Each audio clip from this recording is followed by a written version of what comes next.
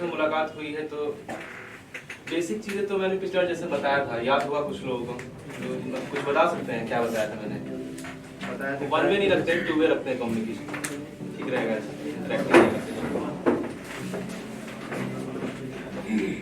कुछ याद नहीं हुआ बुक लिस्ट में। तो अपना नाम बता दीजिए, अपना नाम बता दीजिए। सूरज, आपका विकास, मेरा Rupesh,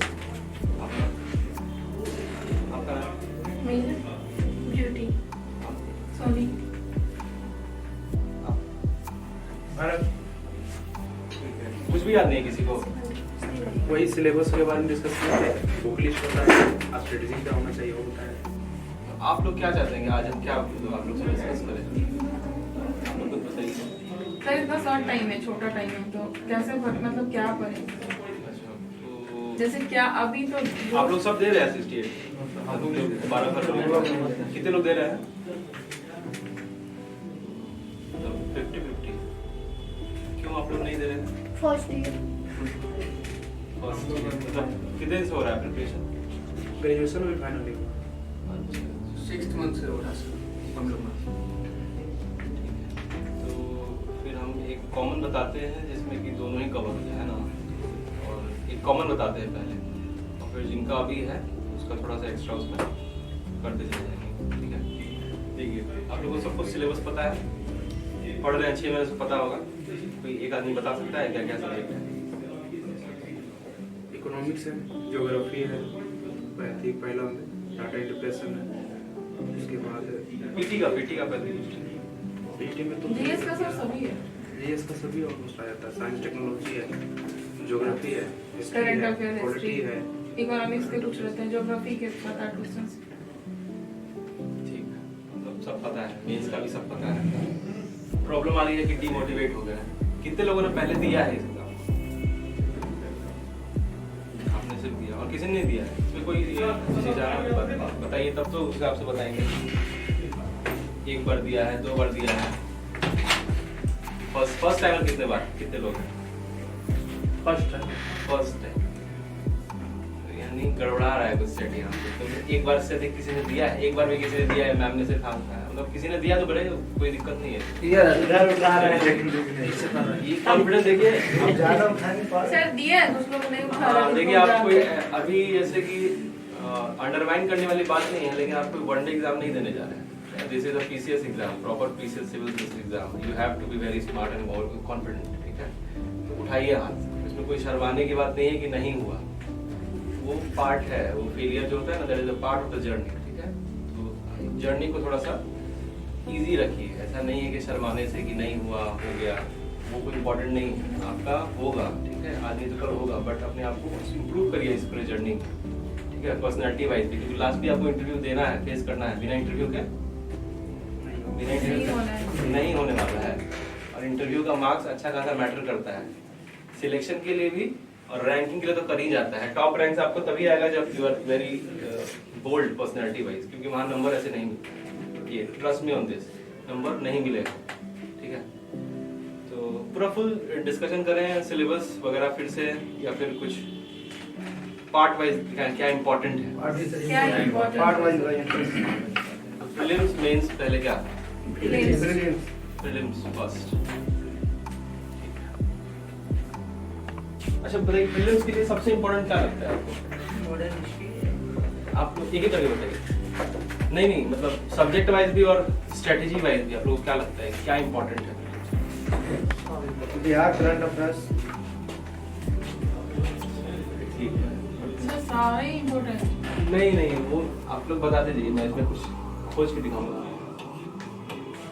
Bihar current affairs, science, history, history, maths sir. Current history में क्या? मॉडर्न मॉड,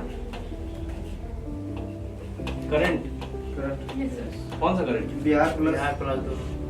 नेशनल, दोनों। Plus national plus international, Bihar special. Bihar special, BS लिखते हैं इसको।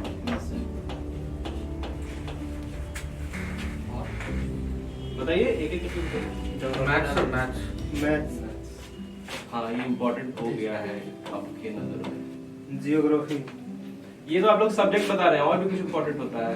ये तो सबको पता है कि ये तो होता ही है इम्पोर्टेंट, तो सबको पता है। PYQ और प्रैक्टिस वेरी गुड, जो हम सुनना चाह रहे थे। ये आप लोग क्यों भूल जाते हैं इस चीज को? ये तो सब जानना है, इसी में लगे रहते हैं। निकल गया ना यहाँ से स्ट्रेटेजी। इसको अगर थोड़ा ऊपर ले जाए, इसके ऊपर भी एक चीज इम्पोर्टेंट होता है। हाँ? सिलेबस रिकॉर्ड होना चाहिए। सिलेबस सही बता रही है। इसके उसके नीचे सिलेबस को देख के हम क्या करते हैं? नहीं, सिलेबस को देख के क्या करते हैं? PYQ बनाते हैं। नहीं स्ट्रेटजी बना, हाँ, सिलेबस देखा, स्ट्रेटेजी बना दिया। सिलेबस देखा, इसके बाद बना दिया स्ट्रेटेजी। PYQ कहाँ आएगा? स्ट्रेटजी के दौरान ही आएगा। PYQ देखेंगे तो पता चलेगा किस में ज्यादा टाइम देना, किस पर मैं फोकस करना। ये सेकंड में नहीं आएगा, ये सेकंड में आएगा डायरेक्टली। नो सर, PYQ देख के स्ट्रेटजी बनेगा। आएगा उसके बाद। तो PYQ आप देखिएगा, फिर क्या कीजिएगा? बुक पढ़िएगा कि स्ट्रेटेजी बना दीजिएगा? बुक पढ़ेंगे। हाँ, मिला के PYQ plus book. Books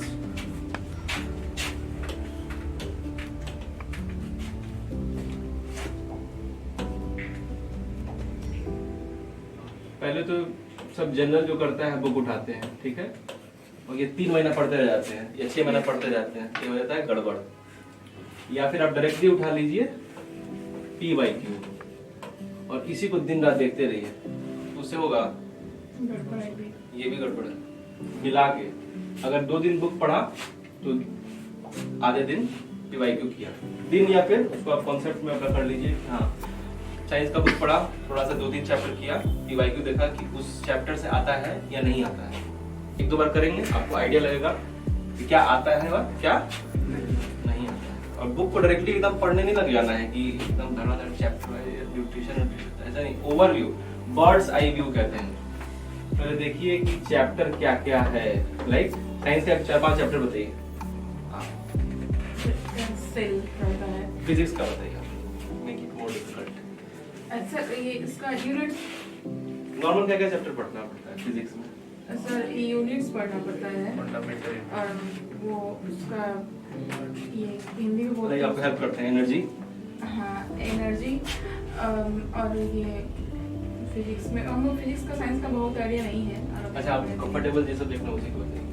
bio, ये बायोलॉजी में सेल पढ़ना पड़ता है ठीक है, और शरीर का मतलब जितना भी है बॉडी पार्ट्स, उसके बारे में, उसके अंदर क्या क्या है। एनाटॉमी। और कोई हेल्थ की होगा डिजीज है। डिजीज, हाँ, विटामिन्स। देखिए यहीं से इम्पोर्टेंट देखिए, आप लोग को अभी तक ये नहीं पता है कि इम्पोर्टेंट क्या है। एकदम टंग पे होना चाहिए। विटामिन्स होना चाहिए, वो एनाटॉमी होना चाहिए, सेल होना चाहिए, सिस्टम्स जो होते हैं अलग अलग। कौन कौन सिस्टम होता है? Reproductive system, digestive system, circulatory system, nervous system, muscular system, digestive system. आपने पढ़ा है, ऐसा नहीं करो नहीं पढ़ा है, बट आपने बर्ड्स आई व्यू नहीं देखा है। एक बार कि पूरा ओवरऑल याद रहे, है ना? वैसे एकदम अंदर आपको मैं पूछूंगा कि कितने विटामिन होते हैं, आप बता देंगे, लेकिन आपको मैं वही चैप्टर अब ले जाऊंगा तो आप नहीं बता पाएंगे। ठीक है, तो समझ रही हैं बर्ड्स आई व्यू। उससे क्या रहेगा कि आप एग्जाम के समय तुरंत देखेंगे, आपको पता चल जाएगा क्या इंपॉर्टेंट है। PYQ देखेंगे, आपको कैसे पता चलेगा कि PYQ में जो चीज आ रही है वो कहाँ से आ रहा है कि नहीं? तो वो जो पहला चैप्टर होता है, उसका जो पहला इंडेक्स वाला होता है वो बहुत इंपॉर्टेंट होता है। उसको याद करना नहीं है, वो धीरे धीरे देखते, रोज पढ़ने से पहले एक बार देखिए क्या क्या है, क्या क्या चीजें हैं, ठीक है? उससे ज्यादा वो बहुत इंपॉर्टेंट होता है। Like make it more easy. Modern history बताइए क्या क्या इंपॉर्टेंट है। कोई आप ट्राई करिए, कौन ट्राई करेगा? गवर्नर, हाथ उठा के ट्राई कीजिए। हाँ, ट्राई करिए, क्या क्या इंपॉर्टेंट है? गवर्नर, ठीक है, कांग्रेस अधिवेशन, एक्ट्स जो आया था, regulating act, charter act, national movement, 1935 to 1937 Gandhi वाली 1937 वो Personalities. अधिवेशंस और ये 1957 ठीक है वही उस पर ही स्ट्रेस है समझ रहे हैं इम्पोर्टेंट आप लोग को अभी भी एकदम नहीं पता है लाइक अब देखिए 1857 मतलब 1757 चले जाइए क्या क्या इम्पोर्टेंट है हमको बताइए लाइन बाय लाइन सिर्फ वो प्लासी का ये बक्सर ठीक का ये है। वगैरह ये इम्पोर्टेंट है। प्लासी इम्पोर्टेंट है बक्सर इम्पोर्टेंट है उसके बाद क्या हुआ था वॉन्डिवॉश कहाँ गया हाँ वो भी है। वॉन्डिवॉश कहाँ गया उसके बाद क्या इम्पोर्टेंट है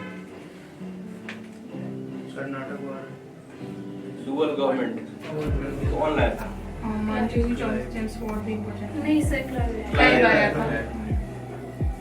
क्लाइव आया था ना तो क्या होता है डुअल गवर्नमेंट तो बताएगा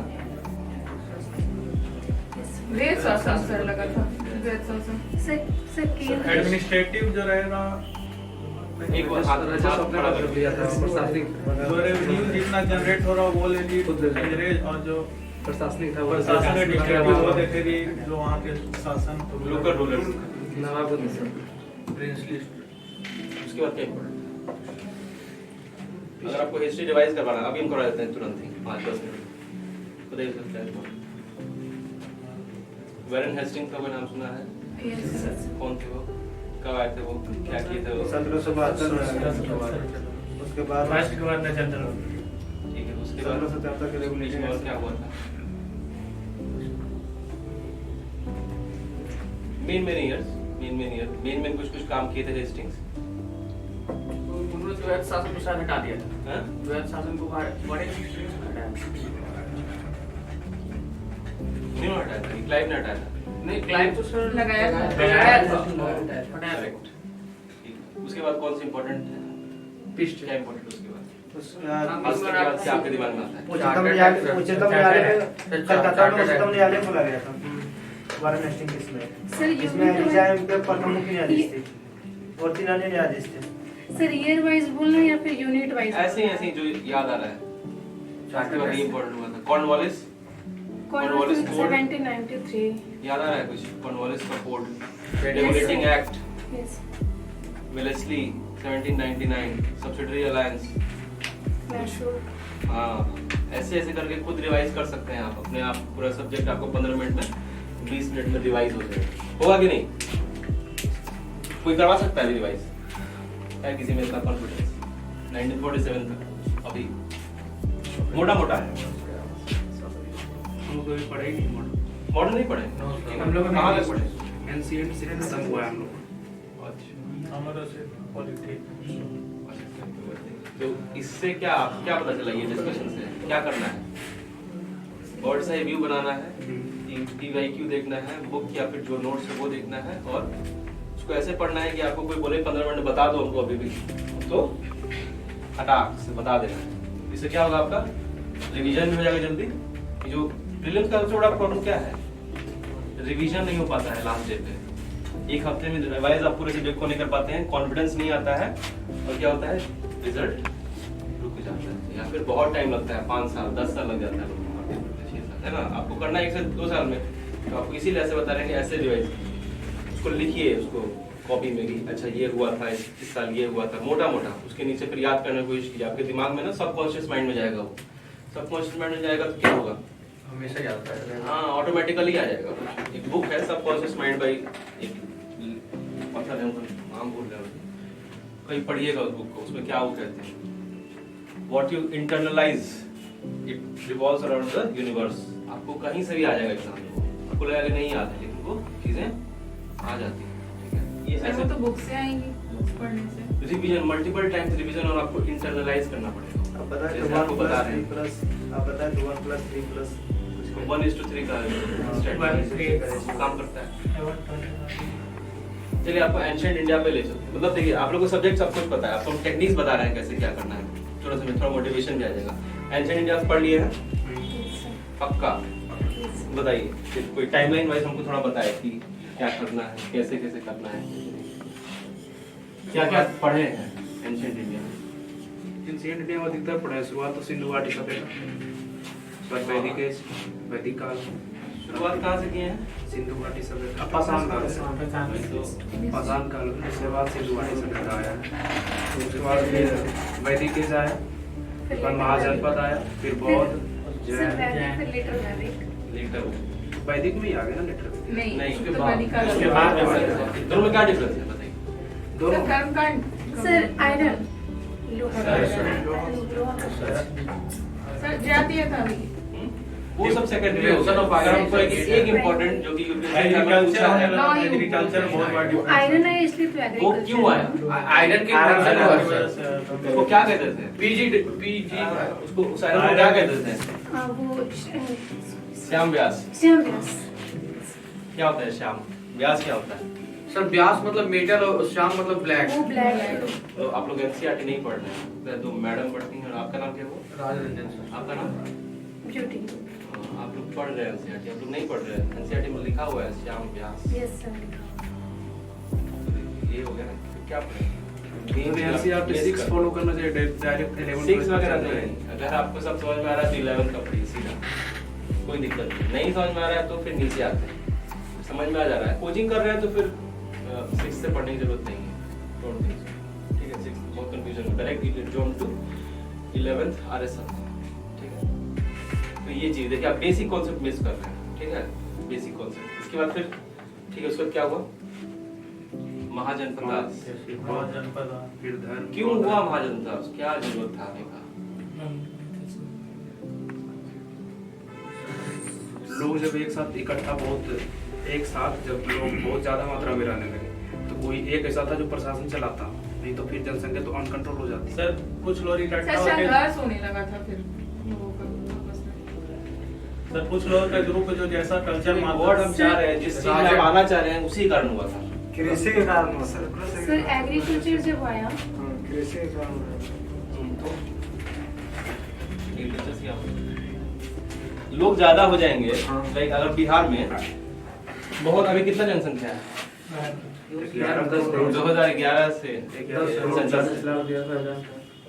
ऑलमोस्ट 11 करोड़, 11.5 करोड़ बढ़ जाएगा। ये मान लीजिए इस वाले सेंसस में हो जाएगा 20 करोड़। तो क्या करना पड़ेगा बिहार गवर्नमेंट को? सर अपने गवर्नेंस को में चेंज लाना पड़ेगा। हाँ, एडमिनिस्ट्रेशन को चेंज करना पड़ेगा, उसमें इम्प्रूवमेंट करना पड़ेगा। उसके लिए क्या करेगा बिहार गवर्नमेंट? सर पॉलिसी को विधानसभा का पॉलिसी सीट को बढ़ाएगा। चेंज करेगा सर गवर्नमेंट। विधानसभा की सीट बढ़ाएगा।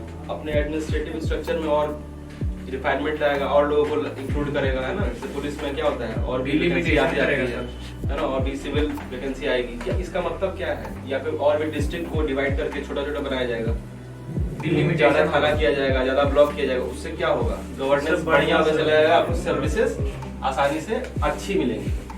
उस समय भी यही हो रहा था, कुछ बढ़ रहा था ना पॉपुलेशन वगैरह, लड़ाई हो रही थी। जहाँ ज्यादा पॉपुलेशन होगी वहाँ पे वर्चस्व की लड़ाई होगी। लैंड डिस्प्यूट है ना आज की डेट में।